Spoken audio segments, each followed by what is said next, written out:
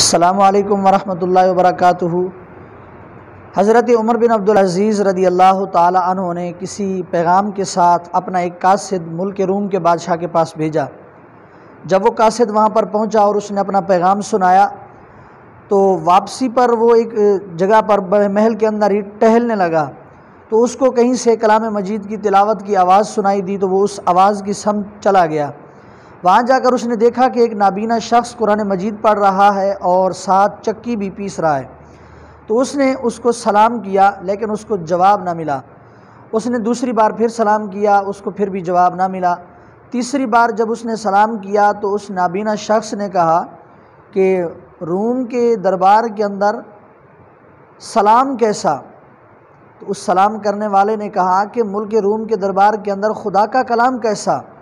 اس نے کہا کہ میں یہاں کا مسلمان ہوں، میں نے اسلام قبول کیا تو یہاں کے بادشاہ نے مجھے اسلام چھوڑنے پر مجبور کیا، انکار کرنے پر میری آنکھیں نکال دی گئیں اور سزا کے طور پر مجھے اس چکی پر لگا دیا گیا ہے۔ جب وہ پیغام رساں پیغام پہنچا کر واپس حضرت عمر بن عبدالعزیز کی خدمت میں آیا تو اس نے اس قیدی کا حال بھی حضرت عمر کے سامنے رکھ دیا۔ دیکھیے اب کیسے مسلمان تھے وہ، ایک مسلمان جو کہ حضرت عمر بن عبدالعزیز رضی اللہ تعالیٰ عنہ کی جو حدود تھی مملکت کی، آپ کی خلافت کی، وہ اس جگہ سے باہر کا تھا، دوسرے ملک کا تھا مسلمان، لیکن تھا مسلمان۔ اب ان کا ایمانی جذبہ دیکھیے، غیرت دیکھیے۔ حضرت عمر بن عبدالعزیز رضی اللہ تعالیٰ عنہ نے کوئی اجلاس نہیں بلایا، آپ نے جو ہے وہ کوئی خاموشی اختیار نہیں کی، آپ نے اس پر احتجاج نہیں کیا، بلکہ آپ نے فوراً کاغذ قلم لیا اور ایک پیغام لے کر قاصد کے ہاتھ روانہ بھیج دیا اس کو ملک روم کے شاہ کے پاس، بادشاہ کے پاس۔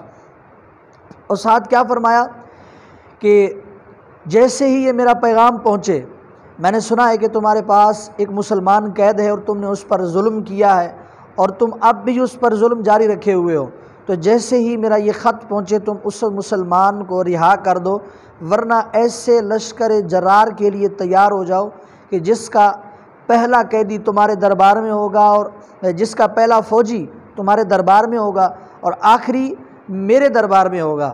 اتنا بڑا لشکر میں بھیجوں گا اور تمہیں نیست و نابود کر دوں گا۔ کیوں؟ اس لیے وہ جانتے تھے کہ رسول اللہ صلی اللہ علیہ وسلم فرما گئے کہ ایک مسلمان کی حرمت اور عزت جو ہے وہ خانہ کعبہ سے بڑھ کر ہے۔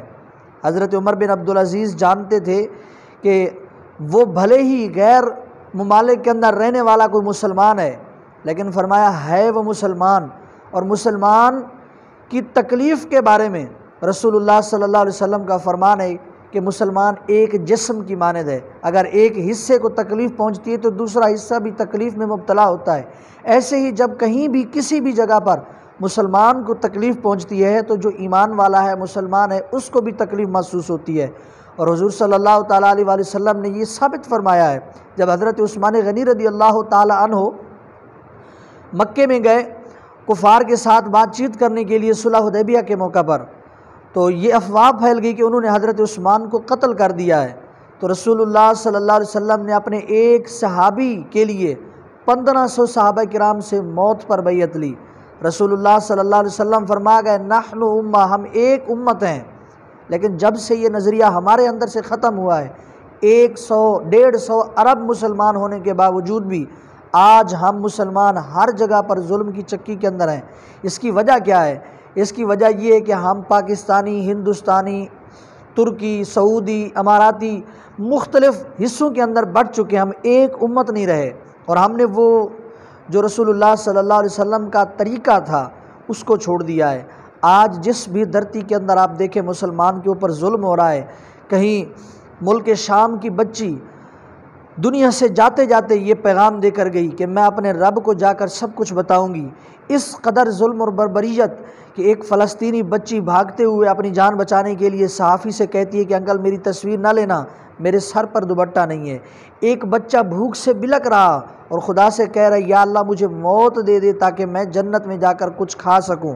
اس قدر بربریت اور ظلم مسلمانوں پر ہو رہا ہے، اور طاقتور مسلمان، ایٹمی قوت رکھنے والے مسلمان، ہمارے حکمران، وہ اس کیفیت میں یہ بیان دے رہے ہیں کہ ہم کمزور ہیں، ہم امت مسلمہ کمزور ہے۔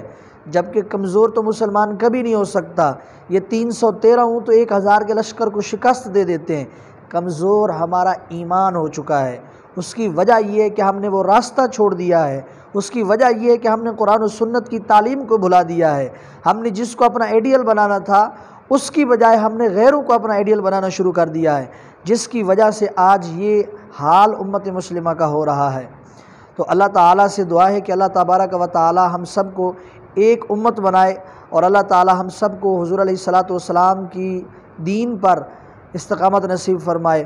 آمین بجاہ نبی الامین صلی اللہ علیہ وسلم۔ اگر آپ کو یہ ویڈیو اچھی لگی ہو تو اس کو لائک کریں اور ہمارے چینل کو سبسکرائب کر دیجئے۔ اگلی ویڈیو میں پھر ملاقات ہوگی، تب تک السلام علیکم ورحمۃ اللہ وبرکاتہ۔